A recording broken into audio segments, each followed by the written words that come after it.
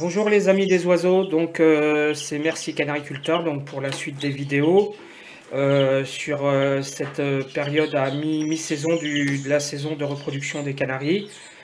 Là nous avons passé la mi-février, donc voilà, donc là je suis entre la première et la deuxième couvée. Donc ce que je vais faire une petite mise à jour des couples qui sont en train de se reproduire. Et surtout, je vais vous parler de la gestion de mes canaris, des jeunes, ce qui va se passer pour la suite et tout. Donc, nous allons... alors, le premier couple donc, que j'appelle le couple Naruto.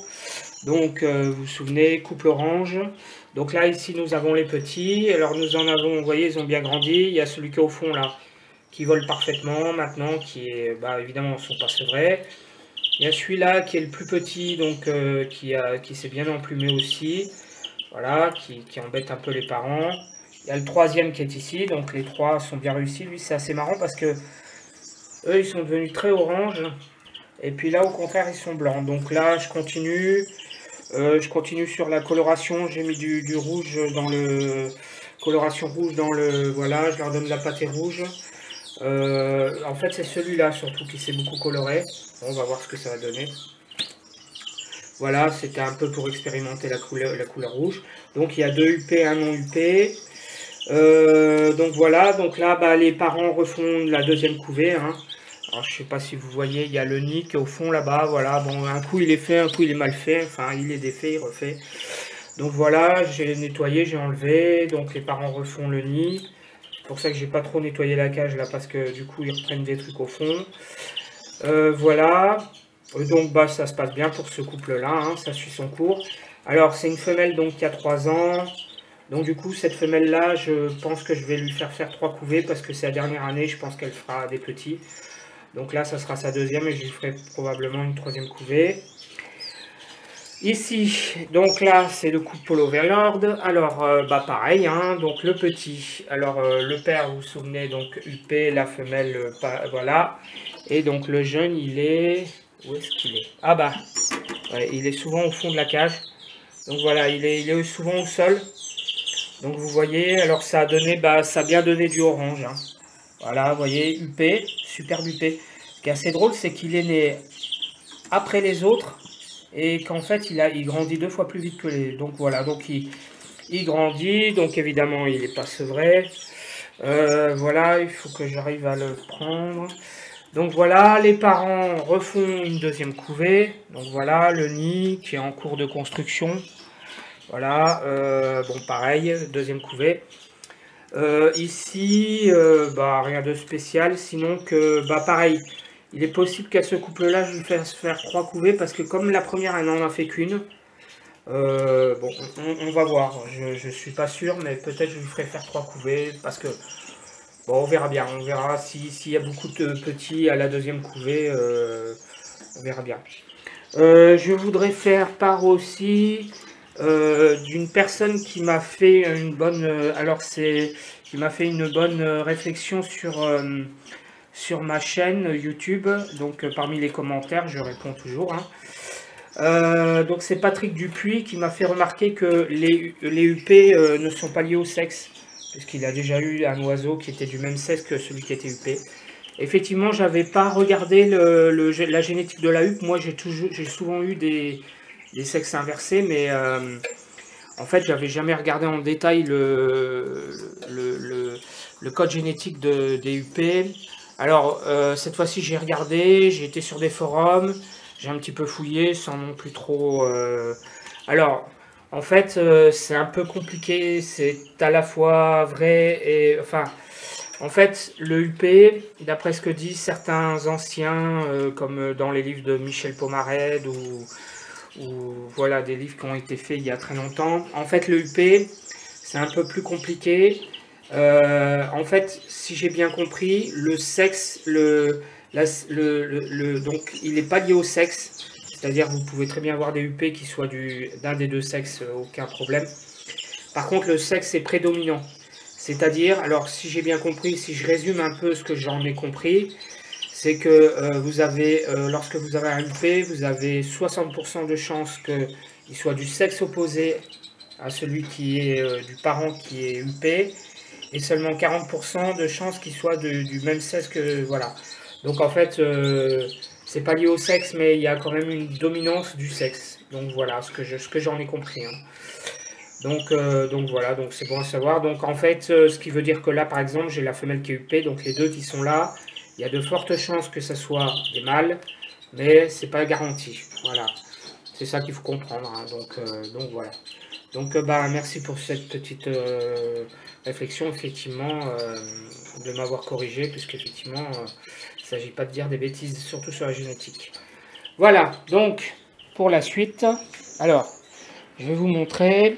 Là, je viens de refaire la volière, ici. Donc là, j'ai mis le canari célibataire, du coup. Voilà, ici, il y avait vous savez, il y avait le nid, avec les deux verdiers, et puis le chardonneret. Bon, j'ai arrêté, je vais vous expliquer pourquoi. Donc là, il y a le bouvreuil, notre superbe bouvreuil, là, qui, voilà, est magnifique, hein.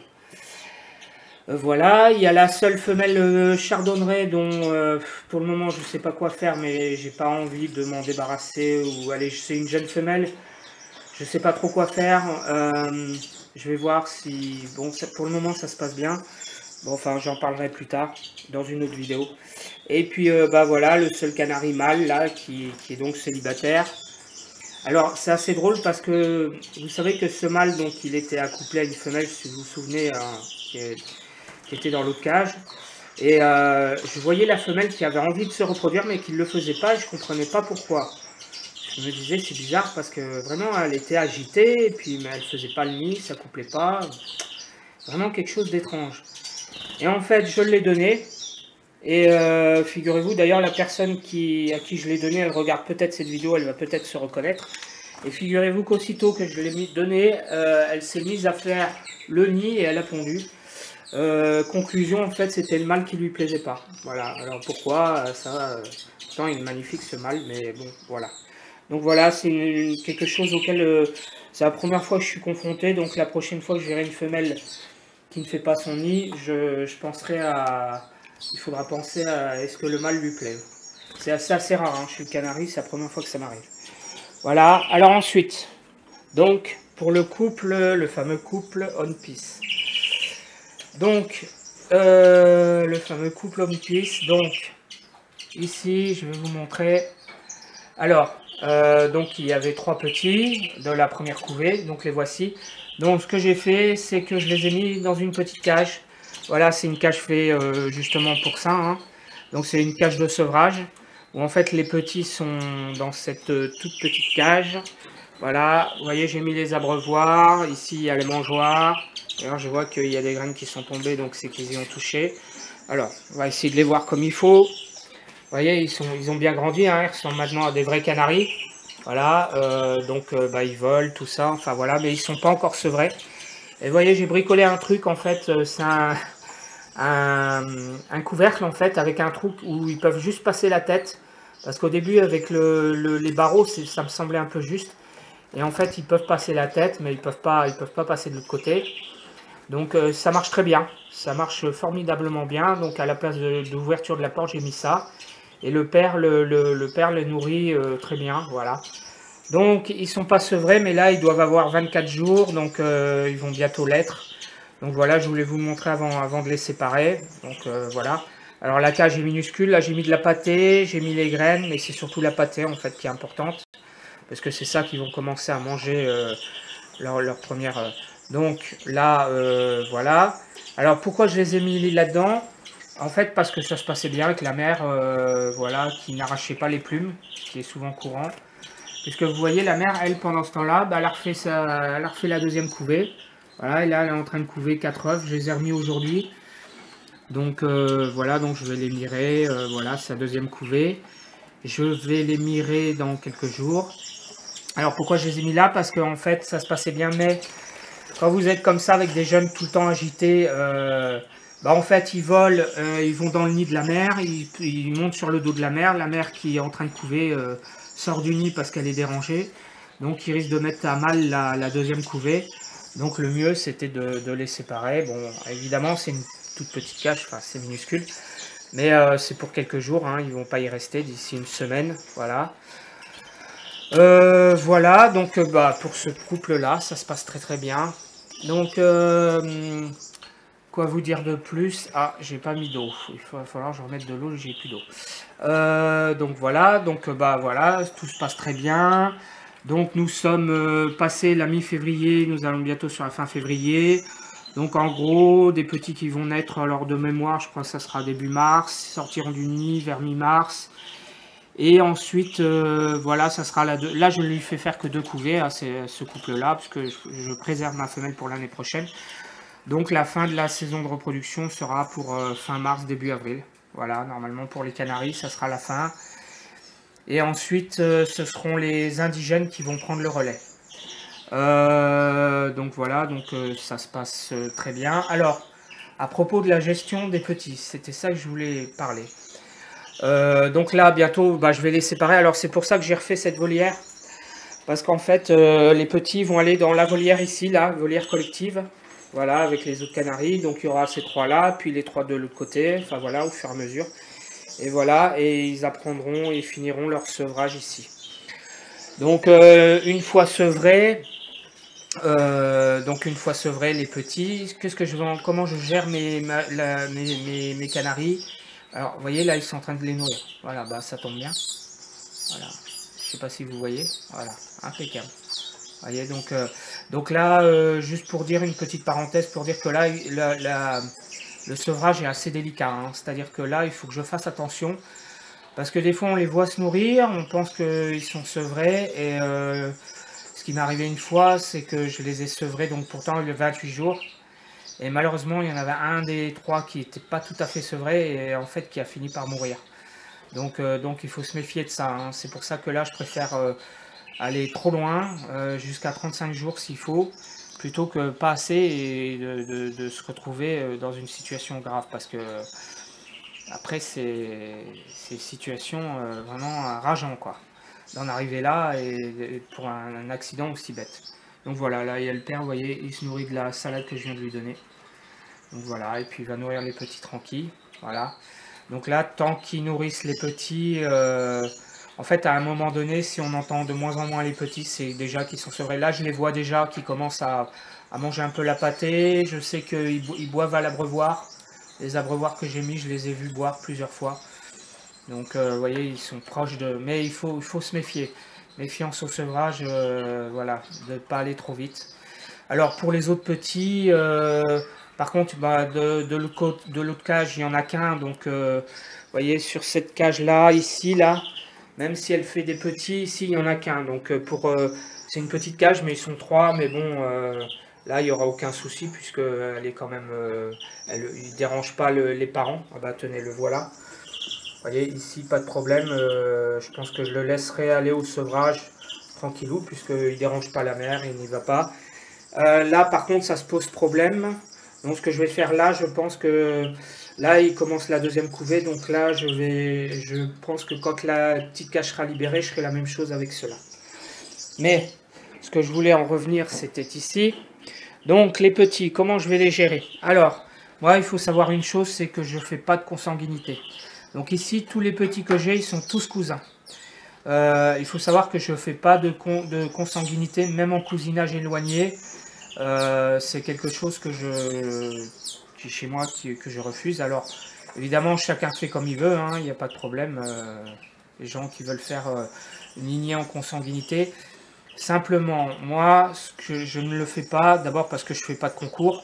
Donc je ne suis pas lié à une pression d'oiseaux particuliers. Donc il y a déjà ça, mais il y a aussi surtout le fait que moi je pense que des oiseaux consanguins, certes vous avez la couleur que vous voulez, etc. Mais je pense que ce sont des oiseaux qui sont à la fois de santé fragile, une santé fragile, une stérilité, enfin plus ou moins stérile, plus ou moins fertile. Voilà, et puis que ce sont des oiseaux, bon voilà, quand vous voyez des oiseaux qui font des AVC, c'est quand même étrange, quoi, hein. À mon avis, si on chercherait un peu, je pense qu'on on découvrirait que certains... bon, après, évidemment, chacun fait comme il veut. Voilà, c'est pas une critique, hein, c'est juste une remarque. Chacun en fait ce qu'il veut, il le prend, il le prend pas. Voilà, voilà. Mais moi, ce qui me concerne mes oiseaux, en tout cas, pas de consanguinité, même pas en cousinage éloigné. Donc, comment je vais gérer mes oiseaux? Donc là, je vais séparer mes jeunes canaris. Et je vais revendre tous les mâles, puisqu'ils sont tous cousins, donc les mâles ne me servent à rien. Ici, bah, évidemment, par exemple, ce couple-là, je vais le garder pour l'année prochaine. Les petits, je revends les mâles. Je garde en priorité les femelles. Donc là, pour renouveler mon cheptel, il me faut au moins 3 ou 4 femelles. Donc, je revends en priorité les mâles. Donc, évidemment, si j'ai mes 4 femelles et puis que j'en ai en plus pour la saison, pour la deuxième couvée, j'aurai peut-être plus de femelles. À ce moment-là, je revends les femelles, mais il faut savoir que les femelles, je me les réserve pour moi en priorité. Et avec l'argent que j'aurais gagné d'avoir revendu mes mâles, je rachèterai des mâles extérieurs. Voilà. Pourquoi les mâles? Parce que les femelles sont plus difficiles à trouver. Bon, des fois, on tombe sur des oiseaux. Bon, voilà. C'est plus délicat avec les femelles. D'ailleurs, le couple-là, on le coupe, puisque cette femelle-là est née chez moi l'année dernière. C'était la 6e génération. Ici, vous avez la 7e. Voilà. Et le mâle, lui, complètement d'extérieur, je l'ai acheté en animalerie.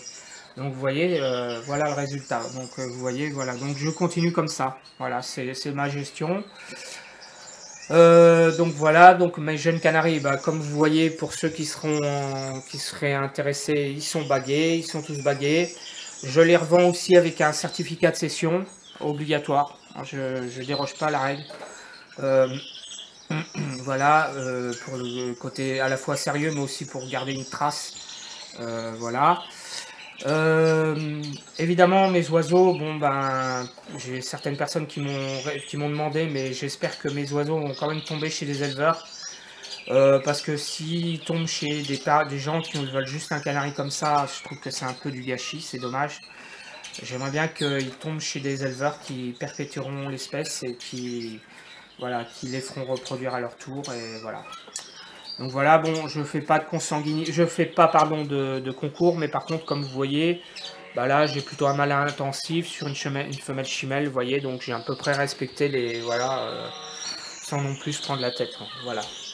Voilà, un petit mot aussi sur le frisé. Alors, ben, le petit frisé, là, donc que j'avais des problèmes, qu'il avait récidivé en acariose respiratoire, bah là, il semble que cette fois-ci, je l'ai bien guéri, parce que je ne l'entends plus du tout tousser. Donc là, cette fois-ci, il semblerait, donc je vais peut-être le remettre, mais je vais être sûr avant de le remettre avec les autres qu'il soit bien guéri. Donc voilà, donc tout le monde ira dans cette volière-là. Voilà, donc d'ici une semaine. Et ensuite, ben voilà. Voilà pour la gestion de mes oiseaux. Et pour la suite, donc la suite, ça sera la deuxième couvée. Et puis, ça sera le relais avec les indigènes qui vont prendre la suite de la saison de reproduction.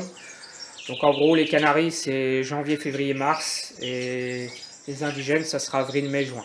Voilà les amis, je vous dis à bientôt. Et puis, eh bien, à la prochaine.